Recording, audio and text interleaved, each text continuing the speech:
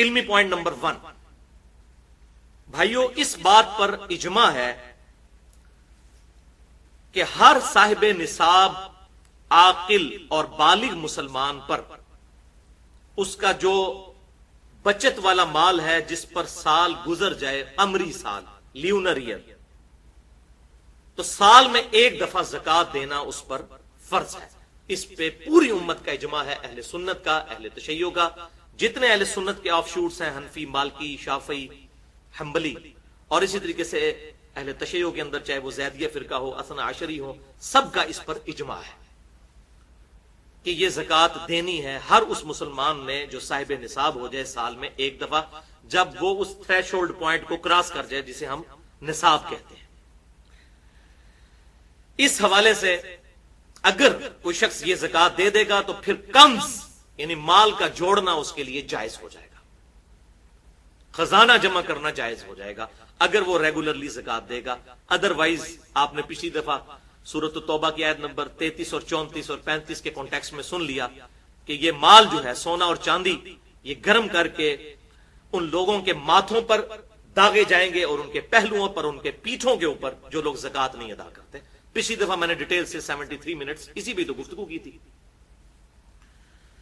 اس حوالے سے ایک موقوفاً صحیح حدیث بھی موجود ہے جامعہ ترمذی میں انٹرنیشنل نمبر کے مطابق 632 نمبر، سیدنا ابن عمر رضی اللہ تعالی عنہما کہتے ہیں کہ جو مال کسی کو حاصل ہوا اور اس کے پاس 1 سال تک پڑا رہا تو اس پر زکوٰۃ دینا فرض ہے۔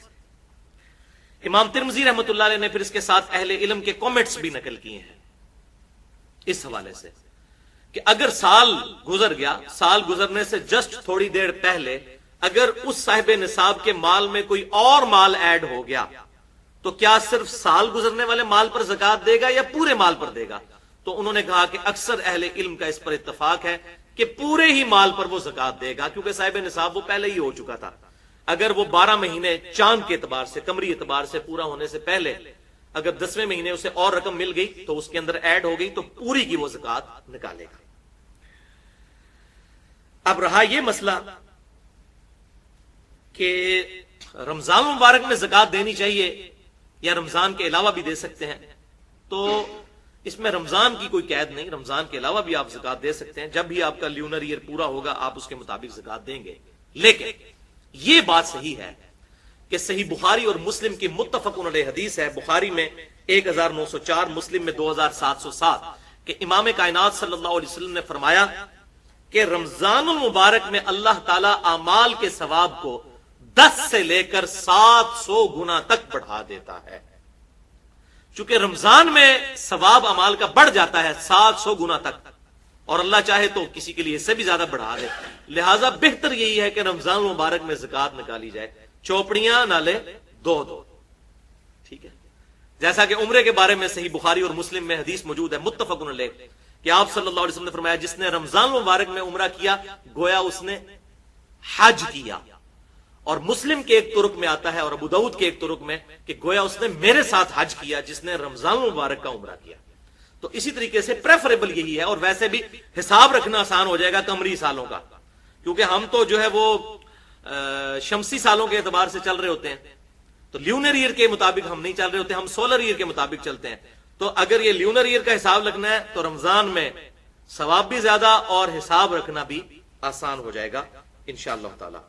اچھا بھائیو، اس بات پر بھی اجماع ہے کہ کوئی شخص اپنی زکوٰۃ پیشگی بھی نکال سکتا ہے، یعنی اگلے سال کی پہلے ہی نکال لے، اپنے پاس حساب کتاب نوٹ کر لے۔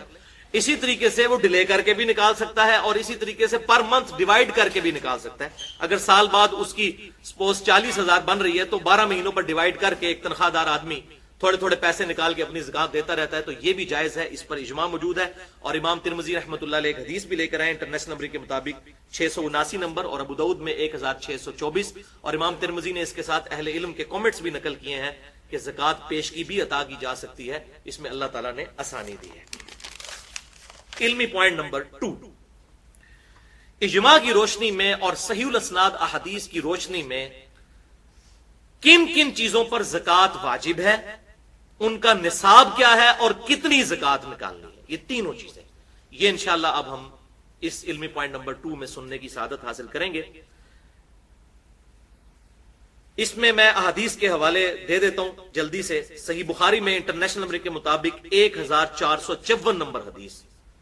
یہ ڈیٹیلڈ حدیث ہے تقریباً 2 صفحوں پر, اور تقریباً زکات کے 80% مسائل اس صحیح بخاری کی حدیث سے ثابت ہوتے ہیں.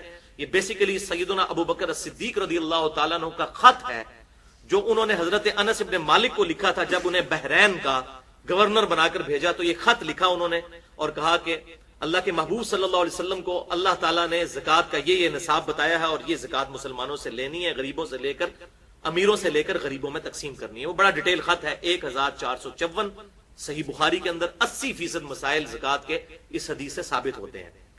دوسری حدیث ہے 1459 صحیح بخاری میں, صحیح بخاری میں 1483 اور 1499. اسی طریقے سے صحیح مسلم میں 2263, 2265, 2268, اور اس کے علاوہ بھی جامعہ ترمذی میں, سنن ابی داؤد میں, سنن نسائی, سنن ابن ماجہ, الموطا امام مالک, مسند امام احمد اور بھی احادیث کی کتابوں میں ڈیٹیل کے ساتھ الحمدللہ زکات کے احکام و مسائل موجود ہیں.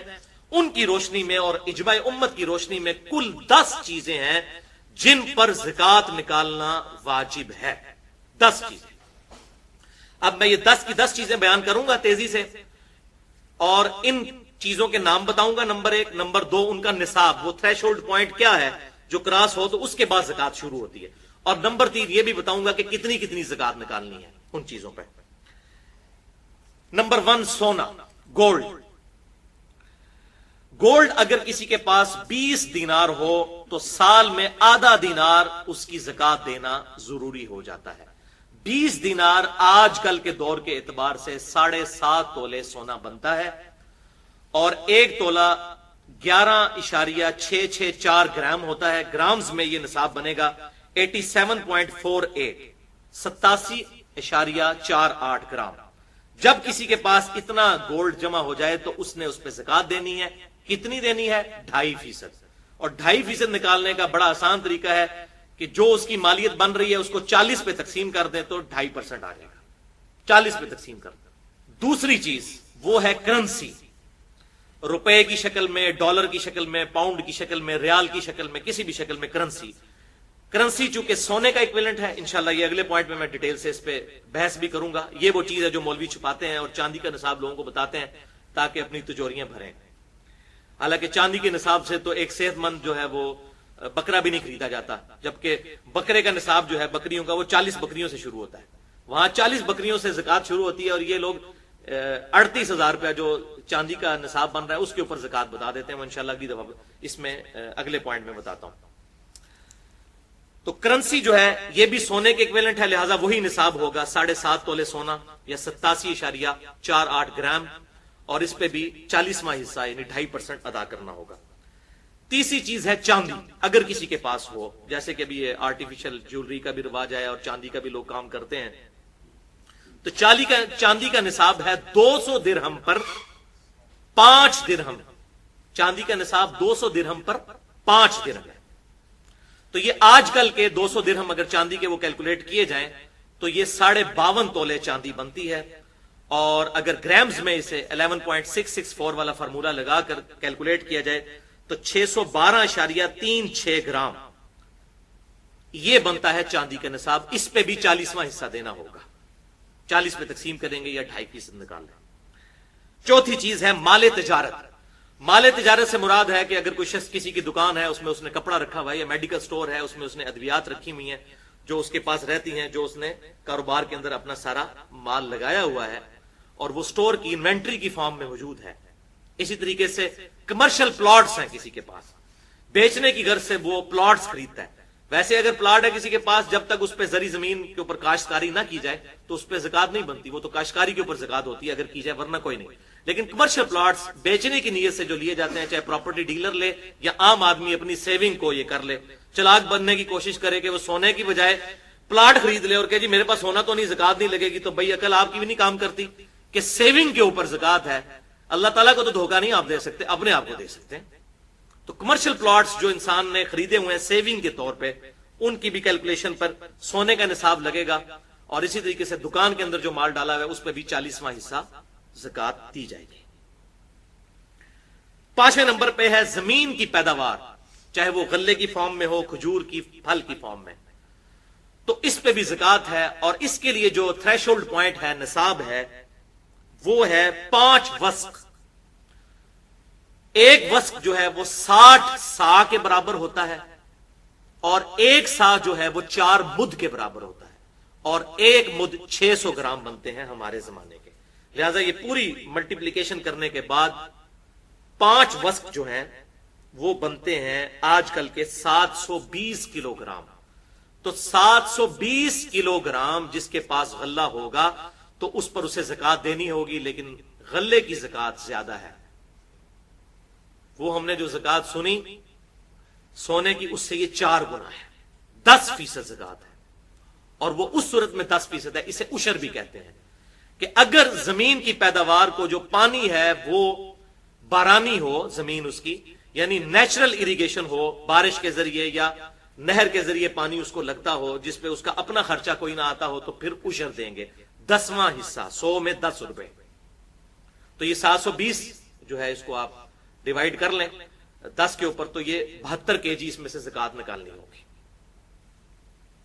اگر زمین جو ہے وہ کنویں کے ذریعے سیراب کی جاتی ہے، اس پہ بجلی کا بل بھی دینا پڑے گا، آپ خود بھی اس پہ خرچہ کر رہے ہیں، تو شریعت نے اس میں آسانی دی ہے کہ پھر آدھا عشر دینا ہوگا، یعنی پھر زکات جو ہے وہ 5% رہ جائے گی۔ اس طرح 10%، اس طرح 5%۔ چھٹی چیز ہے شہد۔ شہد پہ بھی عشر ہے جس طرح کے غلے کے اوپر ہے، لیکن وہ اس کا تھریش ہولڈ پوائنٹ ہے 10 مشکیزیں اگر شہد ہو تو اس میں سے 1 مشکیزہ اللہ کی راہ میں خرچ کرنا ہوگا۔ یہ تو خیر مطلب یوزل اس طرح استعمال نہیں ہوتی ہیں آج کل چیزیں۔ 7ویں چیز ہے اونٹ۔ اونٹ کا نصاب جو ہے وہ صحیح بخاری اور مسلم کے اندر آیا ہے، اور بخاری کی اس ڈیٹیل حدیث میں 1454 نمبر، کہ 5 سے کم اونٹوں کے اوپر زکات نہیں ہے۔ 5 اونٹ جس کے پاس ہوں گے تو اس کی زکات شروع ہو جائے گی۔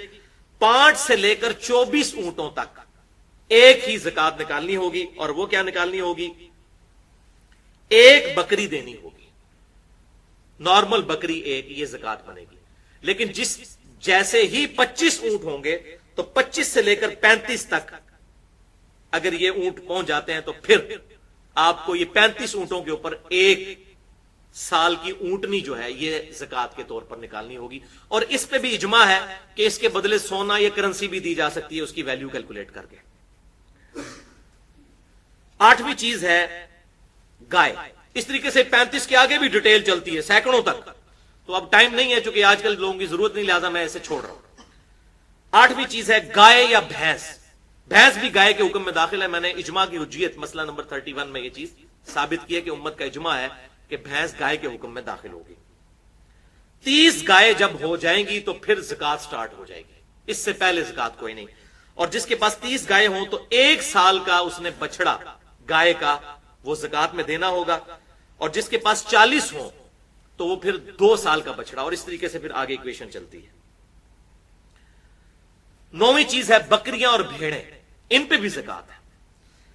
جس کے پاس 40 بکریاں ہوں گی تو تب اس کی زکات شروع ہوگی، 40 سے کم پر شروع نہیں ہوگی۔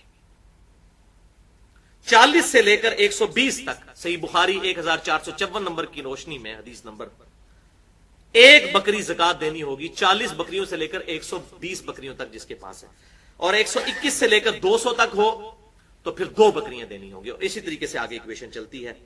10ویں چیز ہے دفینہ، رکاز یا معدنیات، یہ زمین میں سے نکلا ہوا مال۔ اس زمانے میں بھی صحیح بخاری میں آتا ہے کہ سونا کسی کی زمین سے نکل آئے، یا معدنیات نکل آئے، نمک نکل آئے، یا آج کل کے دور میں اگر کسی کی خوش قسمتی ہو تو تیل نکل آئے، تو اس پہ بھی زکات ہوگی۔ دفینے کے اوپر زکات سب سے زیادہ ہے، سب سے زیادہ زکات ہے، اور وہ ہے 20%، 100 پہ 20 روپے، 5واں حصہ دفینے کے اوپر، یعنی کہ وہ 100 روپے کا مال ہے تو 20% دینا ہوگا، 5واں حصہ اللہ کی راہ میں خرچ کرنا ہوگا، یعنی عشر سے بھی ڈبل ہو گیا۔ سب سے زیادہ زکات جو ہے وہ دفینے کے اوپر ہے، معدنیات کے اوپر ہے۔ اگر کسی کی زمین سے کوئی ایسا خزانہ نکلا ہے تو یہ سب سے زیادہ زکات اس کے اوپر ہے۔